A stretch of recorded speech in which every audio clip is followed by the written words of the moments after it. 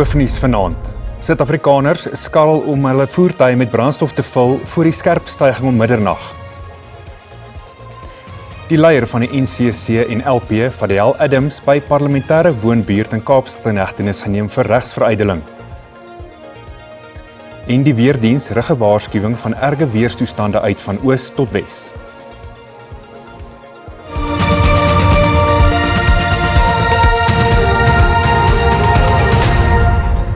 Goeienaand en baie welkom by die Afrikaanse nuus. Motoriste en pendelaars reg oor die land sê hulle is bekommerd oor hoe die brandstofprysstygings wat middernag inskop hulle sakke gaan ruk. Intussen het die vervoer, landbou en vragsektore ook hulle frustrasies uitgespreek oor die skerp dieselstygings en meen dit sal alle verbruikers hard tref. Beide grade petrol styg teen middernag met R3.27 per liter en diesel met R6.19 per liter. Parafin sal R4.22 per liter meer kos, terwyl gas R5.78 per kilogram duurder sal wees. Die minister van Minerale en Petroleumbronne, Gwede Mantashe, het die skerp stygings in brandstofpryse toegeskryf aan globale ontwrigtings in olievoorsieningskettings weens die spanning tussen die VSA en Iran, as ook 'n swakker rand. Bestuurders sê hulle sukkel om kop bo water te hou met die duurder brandstof en daaropvolgende stygende lewenskoste. I feel like this escalating of fuel is actually coming to a threat right now. Because if you go back last month, we had a challenge on this fuel increase. And right now we are facing the same problem. You have to buy food when prices increase, even food increases. School transport for our kids is also increasing. So it's really bad. So I think the president must do something about this. I don't know how am I going to survive because I've got grandchildren and they also depend on my money, you know. So I really don't know how am I going to survive when the prices are going up. Verskeie sektore sê hulle sal kostes aan verbruikers moet styg om hulle maandelikse bedryfsuitgawes te bestuur. With this hike, it means that we will have to increase the amount that we charge for our produce. And also the fact that we have workers that come on a regular basis to do tilling of the land, planting of the seed. It means that now we're going to reduce the number of our workers that come to work. And also the produce that we're going to have is going to be much less than it usually is. We've already started with the increases. So the local trips are being increased between R2 and R6. It is the ultimate prerogative of individual taxi associations.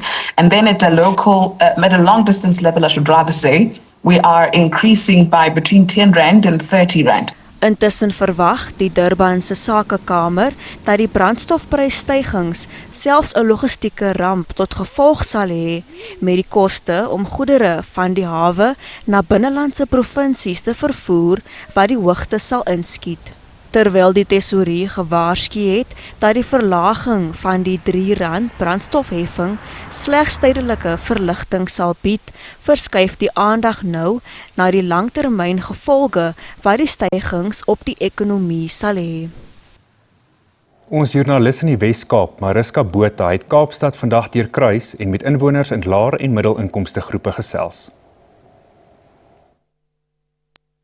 Ons is op die oomblik by 'n taxi staanplek in Seepunt, waar die mense wat hier by mekaar kom, is almal werkers wat nie die vermoë het om van die huis af te werk nie.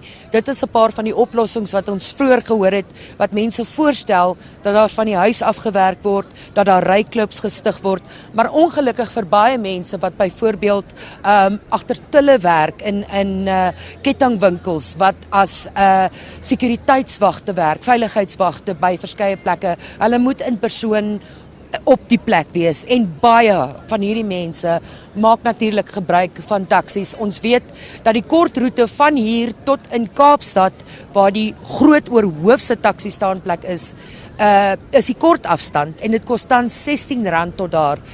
En mense is reeds ingelig dat die prys hiervan gaan styg met tussen R3 en R5. Vir die meeste mense met wie ons gepraat het die afgelope middag, betaal die meeste mense R100 per dag om werk toe en huis toe te gaan. Een vrou het vir ons gesê, sy verdien net genoeg om 'n taxi te ry om werk toe te kom en kos te koop.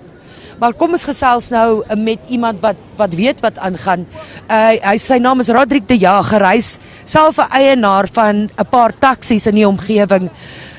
Hier is meneer de Jager. Goeiemôre meneer de Jager. Baie dankie vir die tyd. U self is 'n taxi eienaar. Die prys van petrol gaan nou vir 'n tweede keer op. Gaan die prys van taksies opgaan? Mevrouw, ik denk ons het nog geen keuse nie. De eerste keer het opgaan, het was niet opgegaan nie. Maar nou alles wordt duur, die onderdelen van die taxis wordt duur, de petrol gaat voor, die diesel gaat voor de tweede keer op. Ik denk ons het geen keuse nie. Onder andere onder die omstandigheden, ons het geen keuse nie. Hoeveel het zal opgaan, weet ons gaan nou weer rond de tafel toe gaan en dat bespreken. Ons zal het trouwen zo min als mogelijk te houden voor die mensen. Die is minder bevoorrechte mensen van die af. Maar ons zal ons best proberen om het minder te houden. Ons vragen 28 rand 7.2 uit die af naar 7.2 28 rand. Ik denk dat deze gaan nou iets van oor 30 rand een liter is. Zo is het niet aan de keuze. Maar ons zal het trouwen om zo laag als mogelijk te houden. Nou hoe werk dit as julle besluit daaroor? U sê nou u gaan ronde tafel toe. Sit julle almal, wie sit almal saam en hoe maak julle die besluit? Almal eienaars sit saam en daar sal ons nou die besluit maak. Hoeveel sal die taxifee opgaan? Of wat sal die opgaan nie? Daar sal ons besluit. Die minister van Landbou, John Steenhuisen, het aangekondig dat daar tans meer as 1600 bevestigde gevalle van back-and-closure in die land is. Dit terwyl meer as 1300 gevalle teen 10 April aangemeld is. Steenhuisen het joernaliste in die parlement toegespreek oor die vordering van inentings teen back-and-closure en die verkryging van meer entstof. Terwyl dit blyk of die bevestigde gevalle van back-and-closure steeds styg, meen Steenhuisen dat daar maandeliks 'n effense toename in gevalle is. Hy het wel benadruk dat sy departement beplan om 80% van die land se kudde teen Desember in te ent.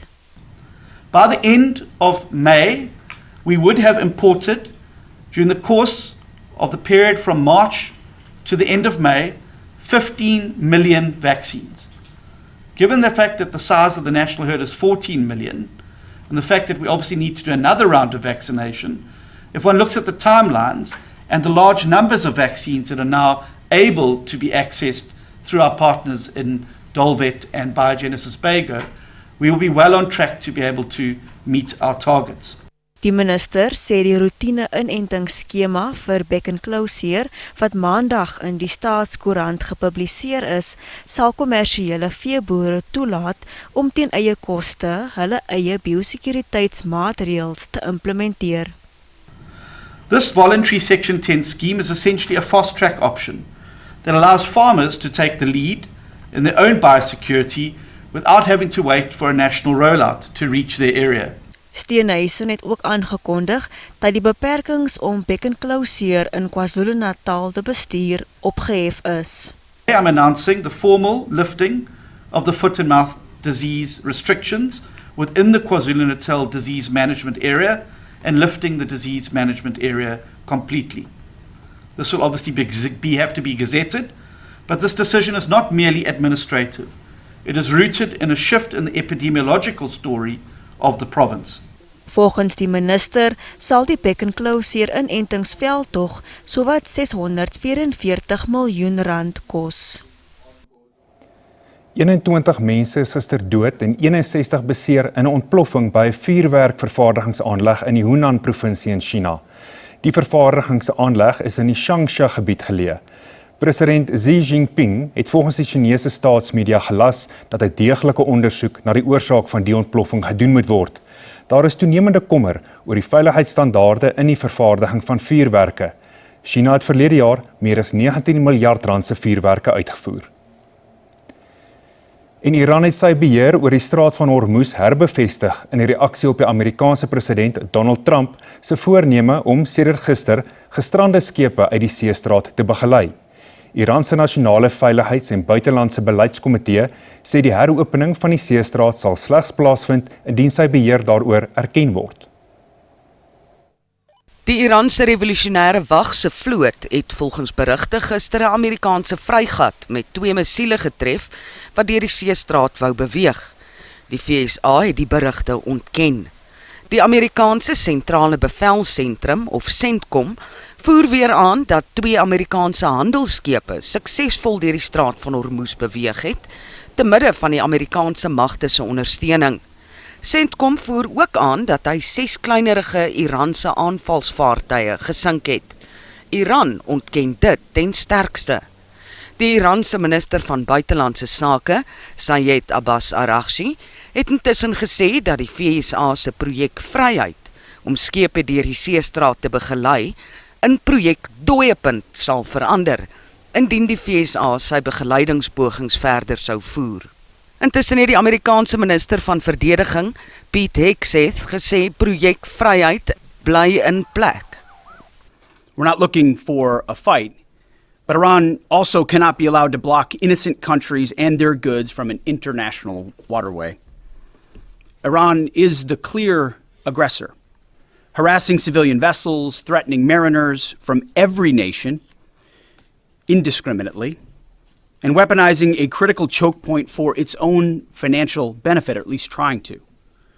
For too long, Iran has been harassing ships, shooting at civilian tankers from all nations, and trying to impose a tolling system. Iran's plan, a form of international extortion, is unacceptable.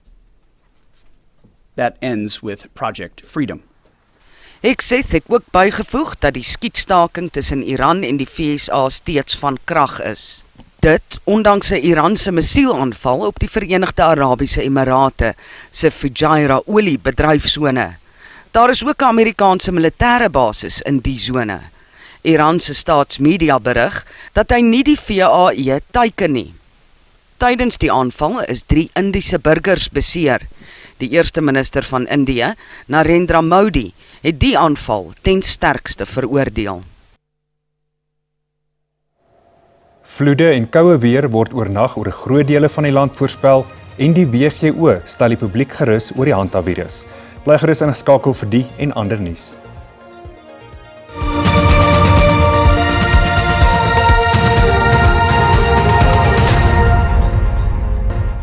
Die leier van die National Coloured Congress en parlementslid, Fadhel Adams, is by 'n parlementêre dorpie in Kaapstad in hegtenis geneem en na KwaZulu-Natal oorgeplaas. Adams het gister versuim om hom aan die polisie oor te gee. Die polisie het vroeër 'n lasbrief vir sy inhegtenisneming uitgereik. Adams word daarvan beskuldig dat hy ingemeng het met ondersoeke na die moord op die voormalige ANC jeugliga-leier Sindiso Magaka. Gedurende die naweek het Adams volgehou dat hy onskuldig is en hierdie polisie skerp gekritiseer. Die Suid-Afrikaanse Weerdiens waarsku dat 'n sterk laadrukstelsel wat tot donderdag sal voorkom, oornag uiterste weerstoestande tot gevolg gaan hê, insluitend reën, sneeu en vloede in die Wes, Noord en Oos-Kaap. Dit sal later na die binneland en oostelike dele van die land beweeg, waarna die weer teen Vrydag sal opklaar. 'n Koue front het reeds Gauteng getref met koue en nat weer wat veral arm gemeenskappe swaar tref. Die koue maak dit vir lae-inkomste gemeenskappe selfs moeiliker om warm te bly weens die stygende koste van brandstof en parafin. 'n hoenderboer van Soweto sê die skerp styging in parafinpryse slaan hulle hard en doen 'n beroep op die regering om maatskaplike toelaas te verhoog.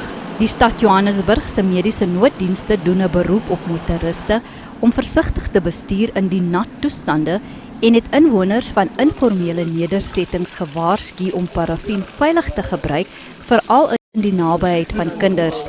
Of course, residents in our low-lying areas who normally cross river streams while they're conducting their daily activities. We are pleading with them to ensure that they avoid crossing those areas. Suid-Afrikaners word ook gemaan om nie laagliggende bru of riviere wat oorspoel oor te steek nie. Die Wêreldgesondheidsorganisasie vermoed dat die hantavirus wat op 'n luukse passasiersskip uitgebreek het, dalk deur menslike kontak oorgedra is. Die WGO sê hy werk op die veronderstelling dat dit die Andes-virus is wat in Suid-Amerika voorkom, insluitend Argentinië. 3 mense het gesterf, waarvan 1 in Suid-Afrika en nog 'n Britse burger behandel word in 'n hospitaal in Sandton, Johannesburg. Die Hondius passasiersskip het die suide van Argentinië in Maart verlaat. Die WGO vermoed ook dat die eerste persone wat die virus opgedoen het, dit gekry het voor hulle aan boord gegaan het. Initial case, and his wife, they joined the boat in Argentina. And with the timing of the incubation period of hantavirus, which can be anywhere from 1 to 6 weeks, our assumption is that they were infected off the ship, perhaps doing some activities there. Die hantavirus word gewoonlik deur kontak met besmette knaagdiere of hulle urine, mis of speeksel opgedoen. Die WGO sê egter menslike oordrag kom soms voor met die Andes-stam. Toetse word tans by die Nasionale Instituut vir Oordraagbare Siektes in Suid-Afrika uitgevoer. We're hoping to get those results as soon as possible. We were hoping this morning, but they're working very hard on it, so perhaps tomorrow. We are working under the assumption that it's the Andes virus, so from a precautionary point of view, we feel that this is the best approach to make sure that we have the right precautions in place. Die luukse skip lê tans net buite 'n hawe in Kaap Verde. The plan is, and our highest priority is to medically evacuate these 2 individuals to make sure that they have the care that they receive. So the plan, that is currently in the works, it's underway. The plan now is for the ship to continue on to the Canary Islands. Die WGO sê geen ander passasiers toon simptome nie en hoop dat die boot binnekort sy reis kan voortsit.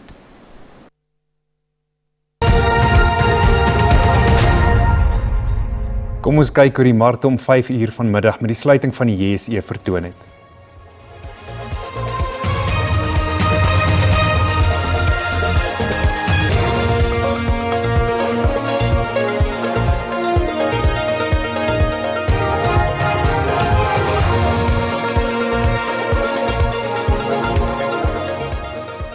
Die Bulle wil stoei vir 'n tuiskwartfinalestryd in die Verenigde Rugby Kampioenskap. Bianca gee ook die waarskuwings waarvoor jy op die uitkyk moet wees in die weer. Ons sien jou nou weer.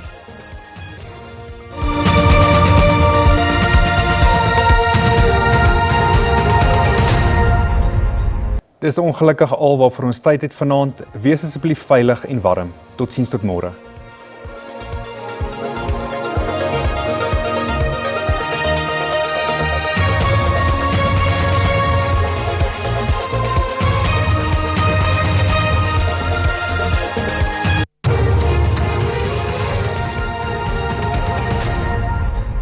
Goeienaand en welkom uit 'n nat en koue Johannesburg.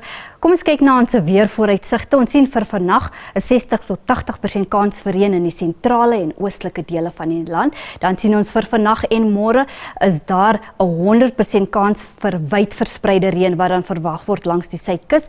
Anders sien ons reën word verwag in die oostelike dele en dit strek al die pad tot en met die Wes-Kaap. Vir vannag is daar 'n waarskuwing uitgereik, 'n oranje vlak 6 tot 8 waarskuwing langs die kus van die Oos-Kaap en dan ook langs die kus van KwaZulu-Natal. Dan is daar 'n waarskuwing uitgereik vir ewige donderbuie in die oostelike dele van die land en dan ook in die westelike dele van die land. Vir môre oranje vlak 9 waarskuwing langs die kus van die Oos-Kaap en dan ook die kus van KwaZulu-Natal. Steeds ewige donderbuie word dan verwag in groot gedeeltes van Mpumalanga, KwaZulu-Natal. Dan is daar 'n waarskuwing vir ewige sneeuneerslag wat dan verwag word in dele van die Drakensberg en die hoogliggende gebiede.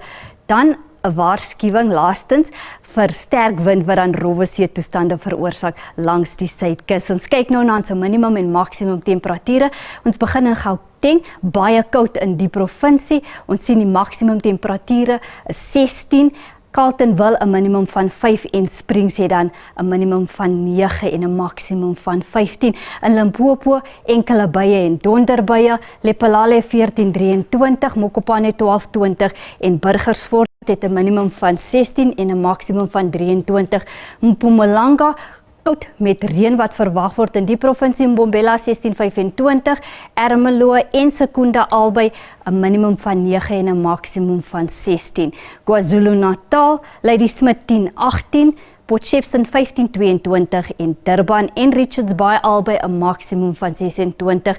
In die Oos-Kaap, ons sien sneeu neerslag wat verwag word in Drakensberg en hoogliggende gebiede in die provinsie.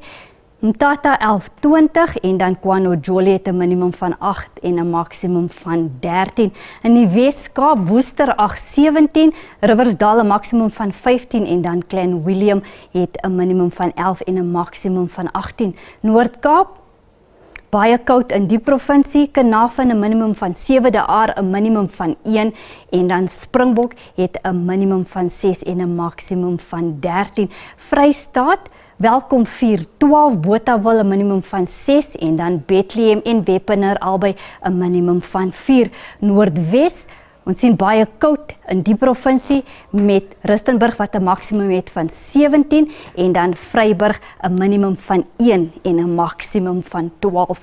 Dit is dan al van my en die weerdiens, 'n rustige, warme aand verder.